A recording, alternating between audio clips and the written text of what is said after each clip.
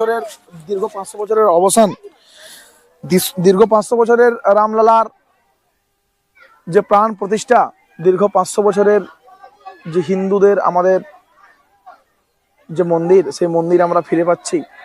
500 বছরের লড়াই, এবং এই 500 বছরের লড়াইয়ের পর প্রভু শ্রীরাম, মর্যাদা পুরুষোত্তম প্রভু শ্রীরাম লালা আর নিজের গৃহে, নিজের রাজ প্রাসাদে ফিরে আসছে। আমরা জানি যে অত্যাচারী মোঘলরা, বর্বর অত্যাচারী মোঘলরা, তারা আমাদের এই প্রভুর মন্দিরকে ভেঙে আর একটা ওরা ধাঁচা তৈরি করেছিল, বাবরি ধাঁচা। তো সেটা ওইরকমই ছিল। তারপর বিভিন্নভাবে আমাদেরকে, হিন্দুদেরকে আর পদে পদে বিপদে পড়তে হয়। সরি স্যার, ক্ষমা চেয়ে নিলাম আপনার কাছে, কারণ আমার সেই মুহূর্তে মাইক্রোফোনের চার্জটি নষ্ট হয়ে গিয়েছিল।